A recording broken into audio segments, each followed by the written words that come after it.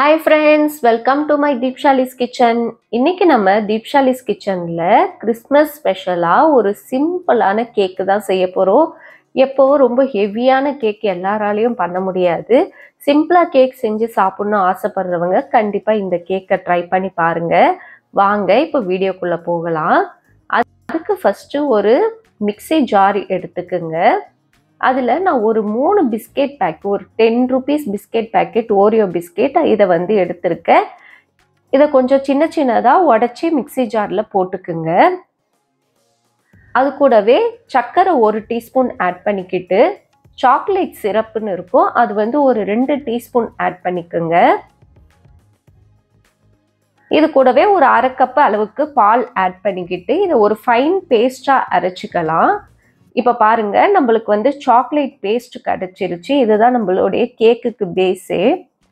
இப்போ நம்ம ஆல்ரெடி நிறைய கேக் வாங்கியிருப்போம் கடையில், அதுக்கு கீழே ஒரு ட்ரே இருக்கும்ல, அந்த ட்ரே இருந்தால் எடுத்துக்கோங்க, இல்லைன்னா நார்மல் பிளேட்டில் கூட நீங்கள் வச்சுக்கலாம்.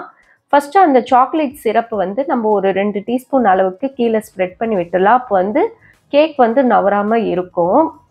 இதில் வந்து நம்ம இன்னைக்கு பிரெட் வச்சு தான் செய்ய போகிறோம். ஸோ பிரெட்டு வந்து சைடெல்லாம் ரிமூவ் பண்ணிவிட்டு அதில் வச்சுருங்க.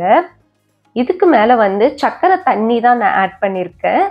சர்க்கரை தண்ணி வந்து நல்லா ஸ்ப்ரெட் பண்ணி விட்டுட்டு நம்ம ரெடி பண்ண பிஸ்கெட் சாக்லேட் சிரப்பை வந்து இதில் அப்ளை பண்ணிடலாம்.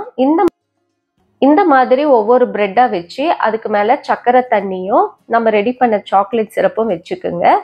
உங்களுக்கு எத்தனை பிரெட் லேயர் வேணுமோ அந்த அளவுக்கு நீங்கள் வச்சுக்கலாம். நான் இன்னைக்கு ஒரு 8 பிரெட் ஸ்லைஸ் வச்சு நான் ஆட் பண்ணியிருக்கேன்.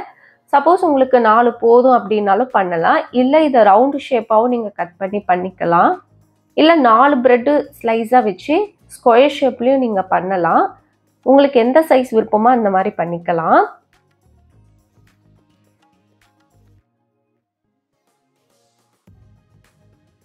இப்போ லாஸ்ட்டாக வைக்கிற பிரெட்டு மேலே சர்க்கரை தண்ணி ஆட் பண்ணிவிட்டு மீதி இருக்க சாக்லேட் சிரப் எல்லாத்தையும் சைடு ஃபுல்லாகவும் மேலேயும் கவர் ஆகிற மாதிரி ஃபுல்லாக வந்து அந்த சாக்லேட் சிரப்பை ஸ்ப்ரெட் பண்ணி விட்டுருங்க.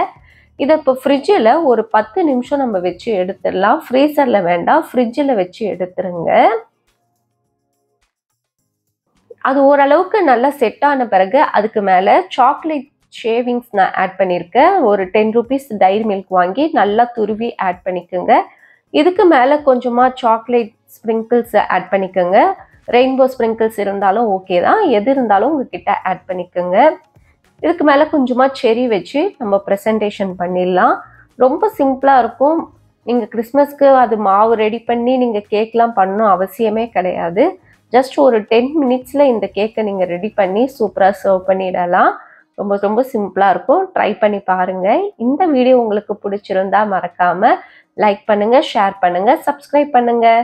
இன்னொரு வீடியோவில் உங்களை சந்திக்கிறேன். பாய் பாய் ஃப்ரெண்ட்ஸ்.